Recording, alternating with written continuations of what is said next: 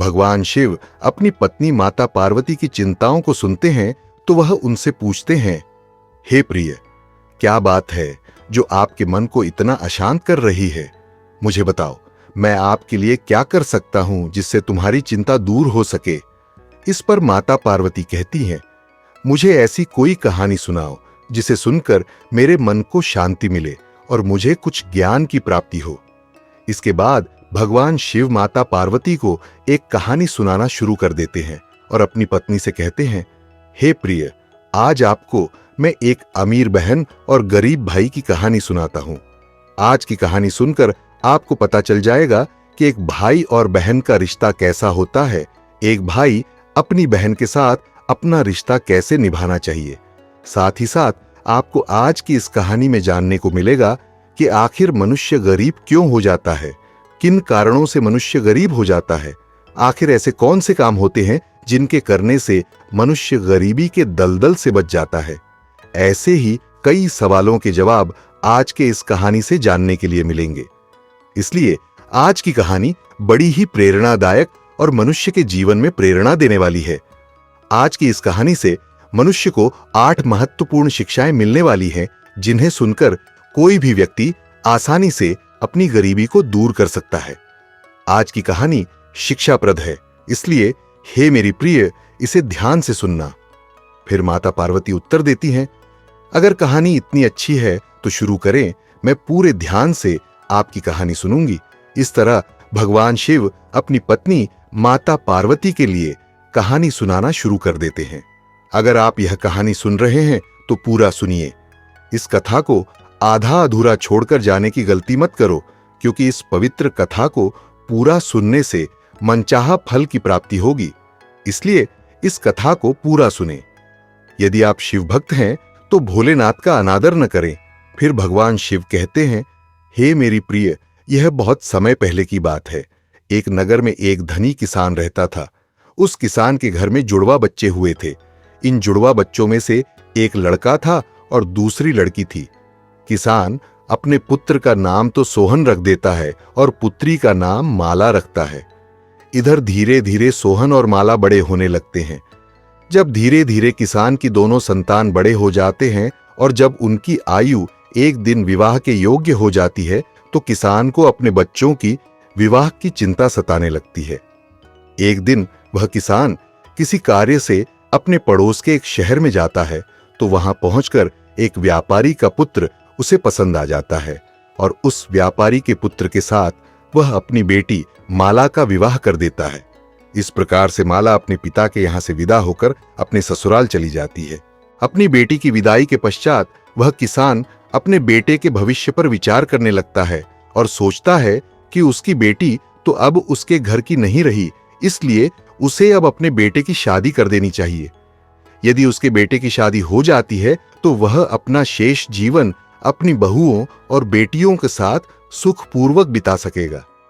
इतनी कहानी सुनाने के बाद माता पार्वती कहती हैं, हे प्रभु, आपकी माया बड़ी अद्भुत है। आप किसी को कब अमीर बना दें और कब गरीब, इसका कोई निश्चय नहीं है। फिर भगवान शिव कहते हैं, हे देवी, सब उस व्यक्ति के ऊपर निर्भर करता है। तो चलिए आगे कहानी प्रारंभ करते हैं।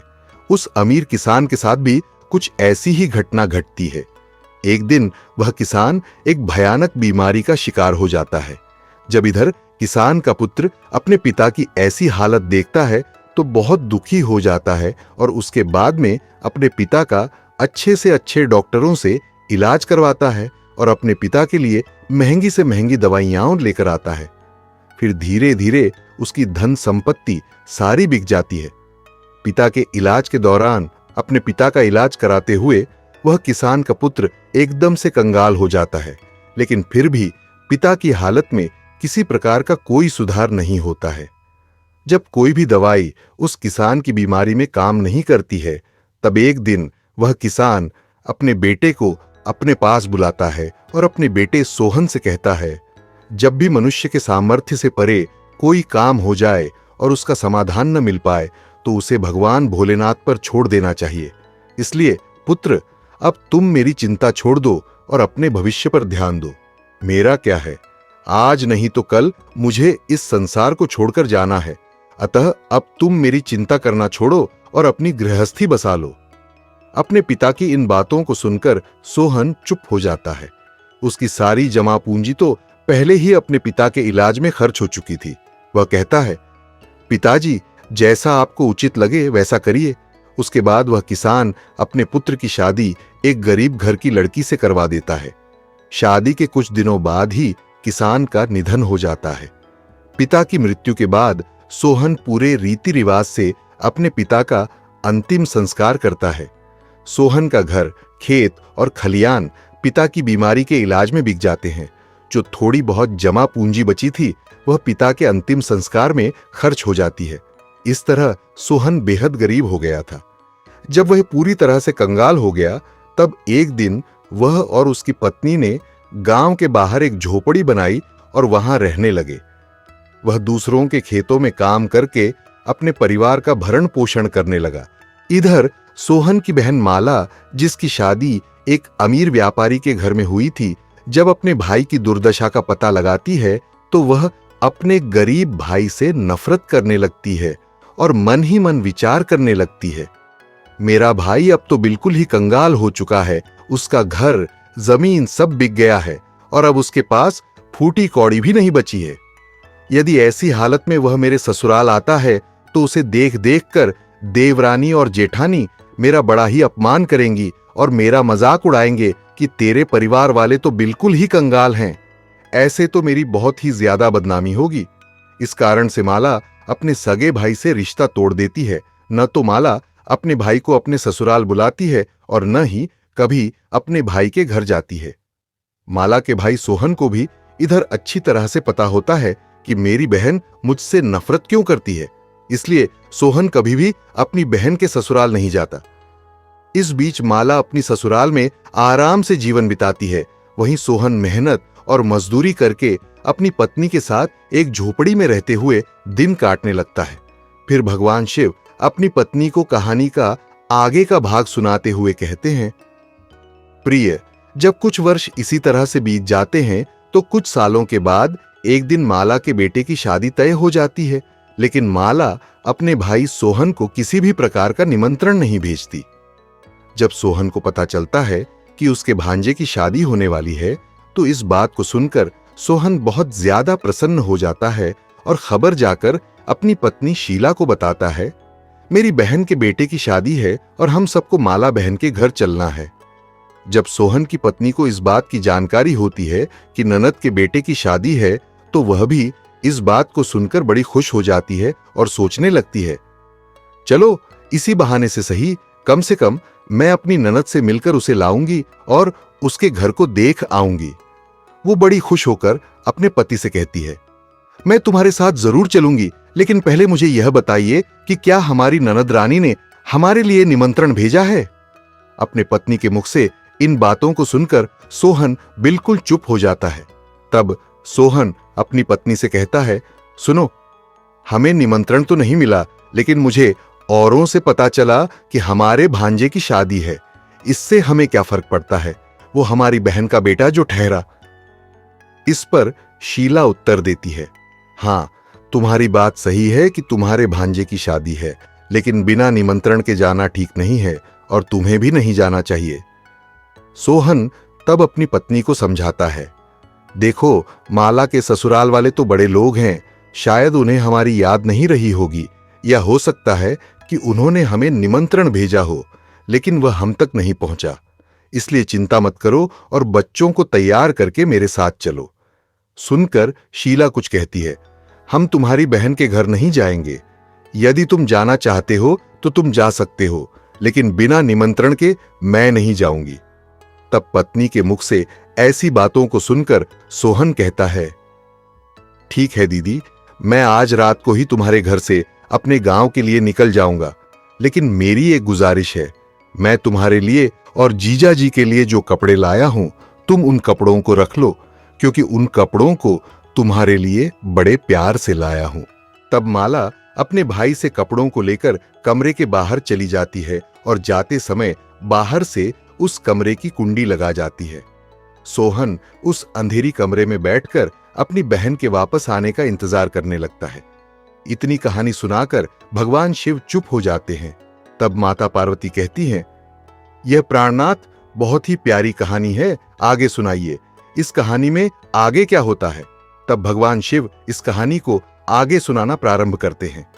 हे प्रिय, सोहन उस अंधकारमय रूम में बैठकर अपनी बहन के वापसी की प्रतीक्षा कर रहा होता है। आशा करता है कि उसकी बहन अब भोजन लेकर वापस आएगी।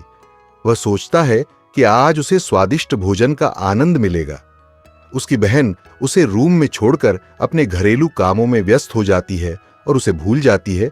शादी की तैयारियों में इतनी खो जाती है कि उसे यह भी याद नहीं रहता कि उसका भाई कमरे में बंद है और उसके लौटने का इंतजार कर रहा है। जैसे जैसे समय बीतता है, सोहन भूख और प्यास से तड़पने लगता है और उसकी हालत भी खराब होने लगती है। तब सोहन अपनी बहन के लिए आवाज लगाता है, लेकिन उसकी आवाज कोई नहीं सुनता। इस तरह से सोहन उस अंधेरे कमरे में पड़े पड़े 4 दिन बीत जाते हैं। इधर सोहन को अपनी बीवी बच्चों की याद आती है। सोहन सोचता है, यदि कोई नहीं आया तो मैं भूखा प्यासा इसी कमरे में मर जाऊंगा। यदि मैं मर गया तो मेरे बीवी बच्चों का क्या होगा? मेरे ना होने पर कैसे मेरे बीवी बच्चों का पालन पोषण होगा? सोहन ये सोचते सोचते बेहोश होने लगता है। तभी किसी काम की वजह से माला की जेठानी कमरे के पास से गुजरती है। तब सोहन के कानों में माला की जेठानी की पायल की आवाज सुनाई देती है। सोहन अपनी पूरी ताकत से उस कमरे का दरवाजा पीटने लगता है। जब माला की जेठानी को उस दरवाजे की आहट सुनाई देती है तो वह दरवाजा खोलकर देखती है और अंदर सोहन को पाकर अचंभित हो जाती है। वह सोहन से पूछती है, भाई तुम इस कमरे में कैसे बंद हो गए? सोहन पहले तो कुछ नहीं बोलता, पर जब वह दोबारा पूछती है तो वह बात को घुमा देता है और कहता है, मैं तो यहां आराम कर रहा था। तभी किसी ने गलती से दरवाजा बाहर से बंद कर दिया और मैं अंदर फंस गया।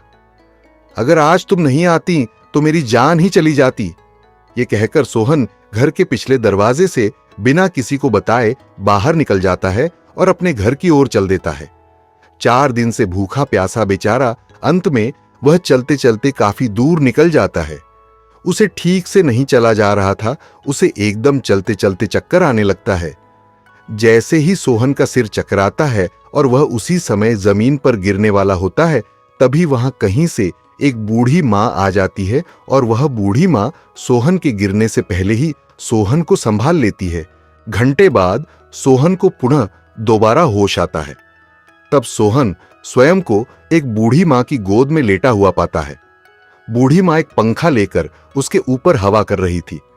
होश आने के पश्चात सोहन खड़ा हो जाता है और खड़े होने के बाद उस बूढ़ी मां को प्रणाम करता है और कहता है, हे मां, तुम कौन हो?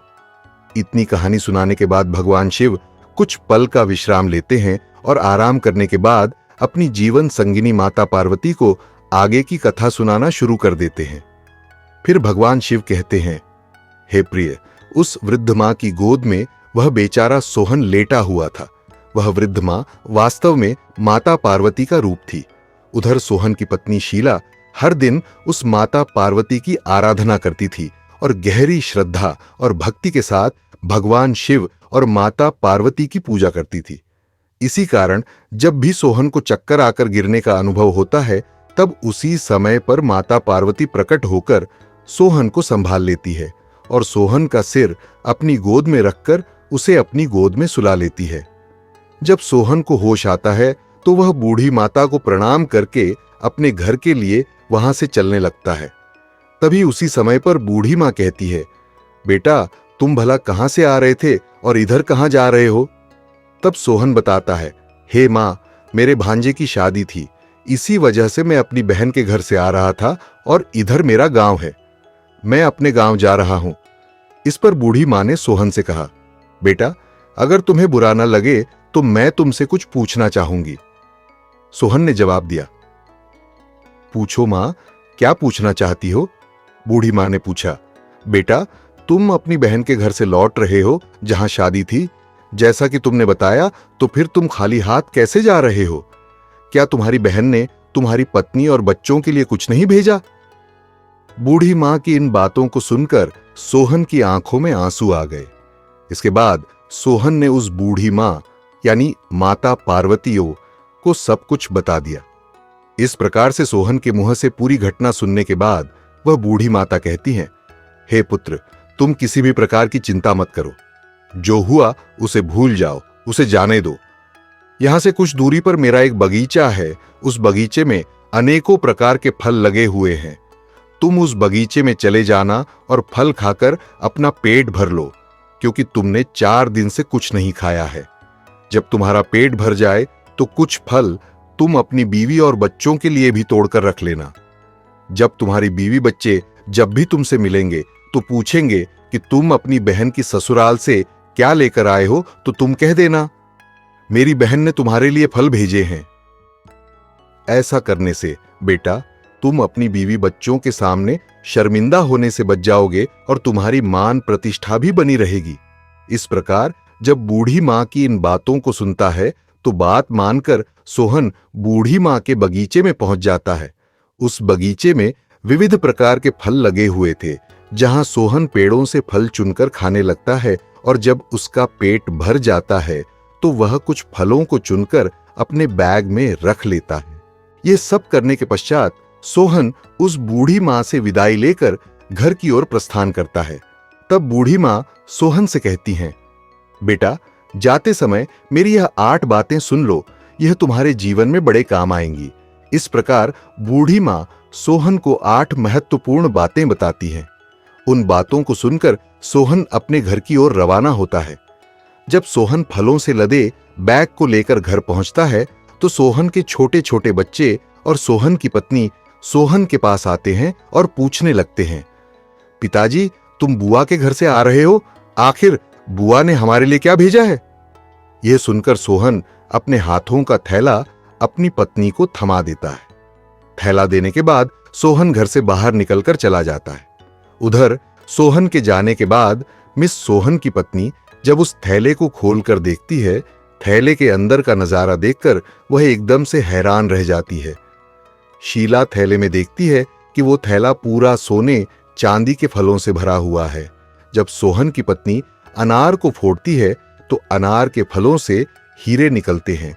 जब आम के फल काटती है तो आम की गुठलियों की जगह सोने की गुठली निकलती है। यह देखकर सोहन की पत्नी बहुत खुश हो जाती है और फिर तेजी से अपने पति के पास भागती है और कहती है, आप तो शादी में गए थे, तो आप क्या लेकर आए हैं?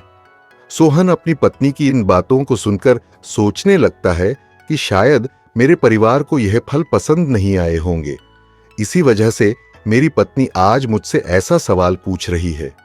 मुझे तो अपने बच्चों के लिए लड्डू पेड़ा लेकर आना चाहिए था। तब सोहन अपनी पत्नी से कहता है, हे प्रिय, बहन ने जो कुछ भी भेजा है वह मैंने लाकर तुम्हें दे दिया है। अब जो कुछ भी थैले में है उसे बच्चों में बांट दो।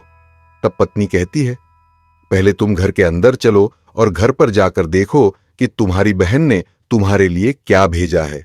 यह कहकर शीला अपने पति को पकड़कर ले जाती है और कहती है, इसे जरा देखिए तो हमारी ननद ने हमारे लिए क्या भेजा है। इतना कहकर शीला सोहन के सामने थैले को पलट देती है। थैले पलटते ही अंदर से हीरे, मोती, सोने, चांदी निकलते हैं। शीला के मुताबिक हमारी ननद ने हमारी किस्मत ही पलट दी। उन्होंने फलों के अंदर छिपाकर हीरे और मोती भेजवाए हैं। जब सोहन इस दृश्य को देखता है तो उसे समझ आ जाता है कि रास्ते में जो बूढ़ी मां मिली थी वह कोई सामान्य मां नहीं थी। वह बूढ़ी मां दरअसल माता पार्वती थी। लेकिन सोहन इस बारे में अपनी पत्नी से कुछ नहीं कहता है और दिल ही दिल में उस बूढ़ी मां का शुक्रिया अदा करता है। कहानी सुनाने के बाद फिर भगवान शिव कुछ पल आराम करते हैं और फिर अपनी पत्नी को आगे की कहानी सुनाने लगते हैं। इस तरह से सोहन को खूब सारा धन प्राप्त हो जाता है और वह पहले की भांति फिर से धनवान बन जाता है। कुछ समय पश्चात सोहन अपनी पत्नी और बच्चों के लिए एक भव्य महल का निर्माण करवाता है। वह इस महल में राजाओं के समान रहने लगता है, जिसे देखकर नगर के लोग भी उसका सम्मान करने लगते हैं और सोहन का जीवन राजाओं की तरह शानदार हो जाता है। तब एक दिन उसकी पत्नी शीला उससे कहती हैं, सावन का महीना आने वाला है। सावन में सभी महिलाएं अपने मायके जाती हैं, अपने भाई को राखी बांधती हैं। इसलिए आप भी अपने बहन के घर जाकर अपनी बहन को घर ले आइए। इस प्रकार वे अपने पीहर आ सकेंगी और इसी बहाने से वह भी अपनी भाभी से मिल सकेगी। सोहन अपनी पत्नी की बात सुनकर उसके कहने पर अपनी बहन के घर चला जाता है और कुछ ही समय में वहां पहुंच जाता है। एक बार सोहन फिर से अपनी बहन की उसी दरवाजे पर जाकर खड़ा हो जाता है, क्योंकि इस दरवाजे पर वह कुछ दिन पहले खड़ा हुआ था। उसी समय माला की जेठानी घर से बाहर निकलती है और बाहर का नजारा देखकर दौड़ दौड़ माला के पास जाती है और माला से कहती है, यह माला बहन, आज तो तेरा भाई आया है। अपने जेठानी के मुख से इन बातों को सुनकर माला कहने लगी, हे बहन, कोई भी भिखारी मेरा भाई नहीं हो सकता, मेरा कोई भाई वाई नहीं है। परंतु जब उसकी जेठानी ने उसे बताया कि माला, तुम्हारा भाई आज भिखारियों की भांति नहीं बल्कि राजा महाराजाओं के समान आया है, तो तुम्हारे भाई को देखकर प्रतीत होता है कि मानो वह किसी राज्य का राजा हो।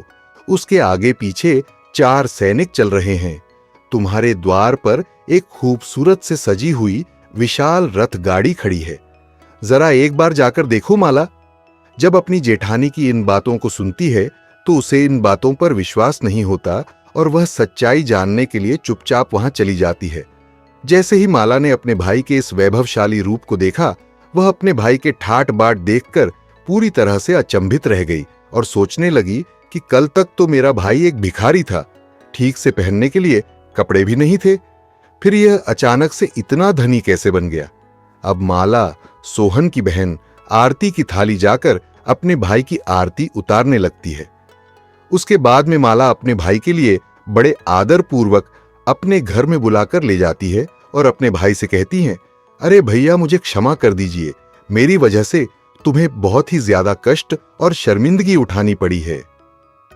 अपने बहन के मुख से इन बातों को सुनकर सोहन कहने लगता है, बहन, कोई बात नहीं, उस समय हमारे दिन कुछ अच्छे नहीं थे।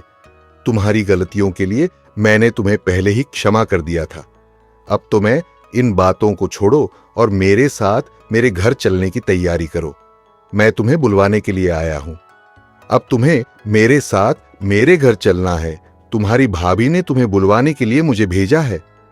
यह सुनकर माला अपने भाई के घर जाने के लिए खुशी से तैयार हो जाती है और तैयार होकर अपने भाई के रथ में बैठ जाती है।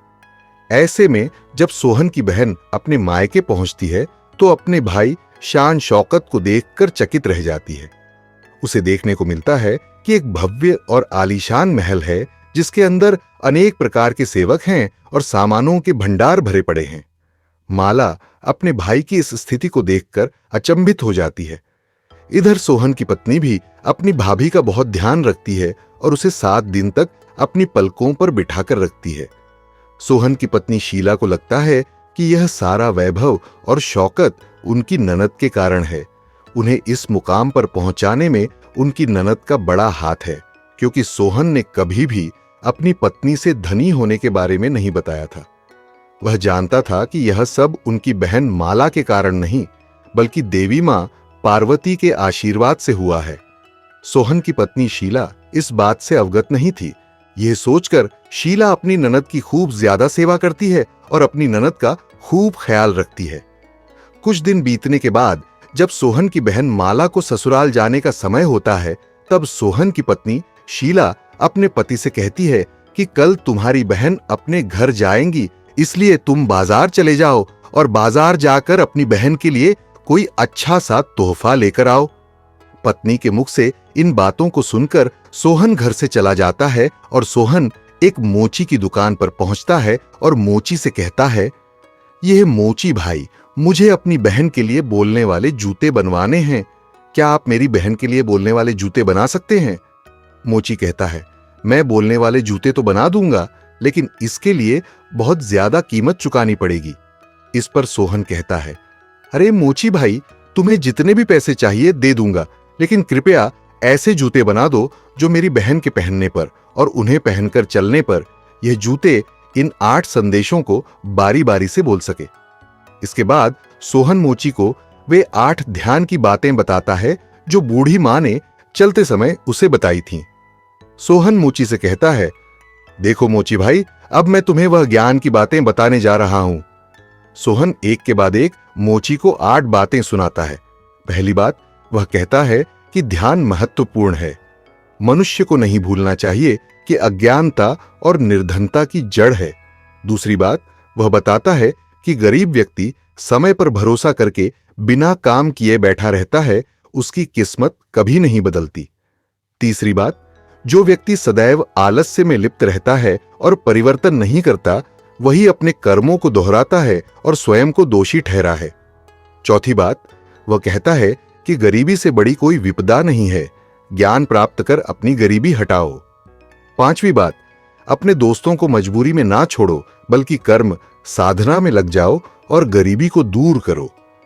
छठी बात, कर्म कभी भाग्य को नहीं कोसता।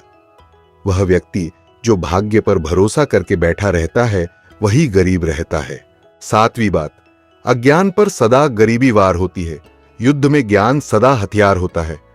आठवीं और सबसे आखिरी बात, सोहन कहता है, हे मोची भाई, मेरी बहन जब 8वां कदम रखे तो जूते बस यही बात बोले, पैसों के बाजार में बदल गई तहजीब, धन दौलत से जुड़ रही है, रिश्ते हुए गरीब।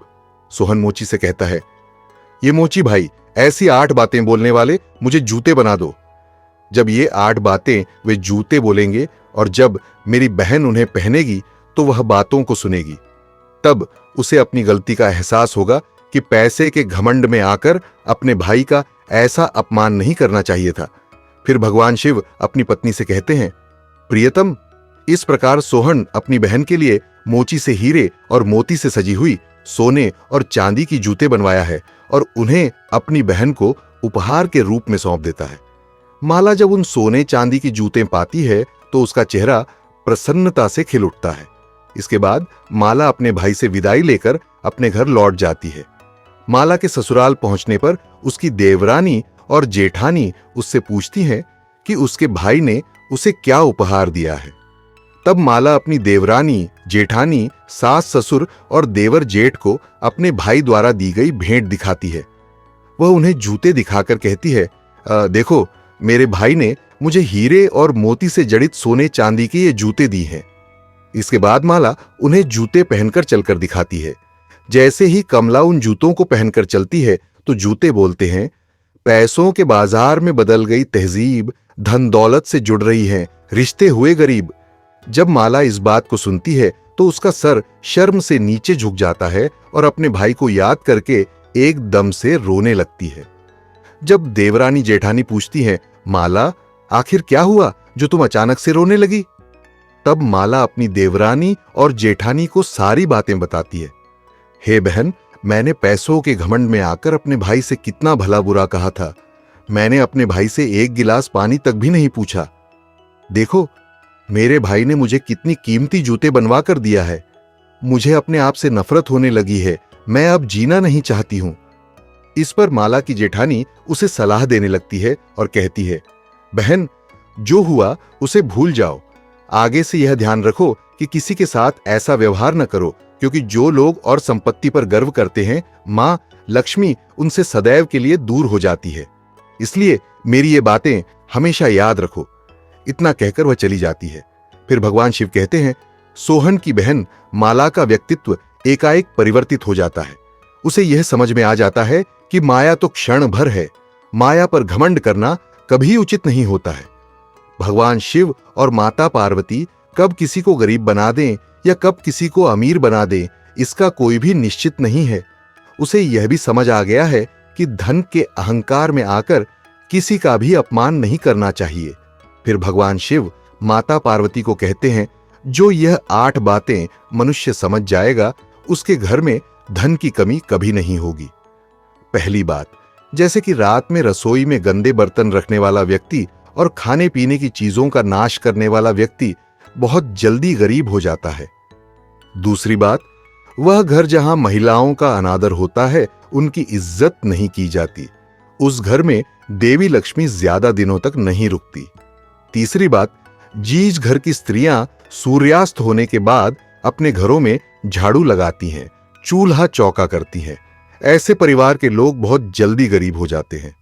चौथी बात, जिस घर परिवार में पैसों की कदर नहीं की जाती, बेफजूल कार्यों में पैसे बर्बाद किए जाते हैं, ऐसे घरों से भी मां लक्ष्मी रूठ कर चली जाती है।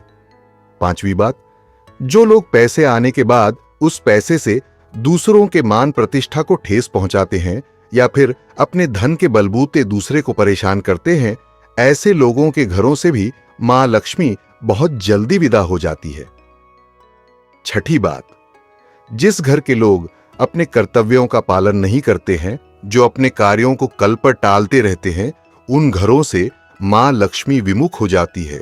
7वीं बात, घर के कोई भी सदस्य अपने से बड़ों का सम्मान नहीं करते, उनके निर्देशों का पालन नहीं करते या उनसे कटु वचन कहते हैं, ऐसे परिवारों को गरीबी का सामना करना पड़ता है। 8वीं बात, जो परिवार अपने मेहमानों का सम्मान नहीं करते, मेहमानबाजी में आदर भाव नहीं दिखाते या अपने दरवाजे से किसी भिखारी को खाली हाथ लौटा देते हैं, उनसे भी मां लक्ष्मी नाराज होकर चली जाती है। इस प्रकार भगवान शिव 8 महत्वपूर्ण बातें समझाते हैं। इस वीडियो को बोलते समय कोई त्रुटि हो तो मैं क्षमा चाहती हूं। उम्मीद है आप सभी को यह वीडियो अच्छी लगी होगी। अगर आप शिव के सच्चे भक्त हैं तो चैनल को सब्सक्राइब और वीडियो को लाइक करके कमेंट में हर हर महादेव लिख दीजिए।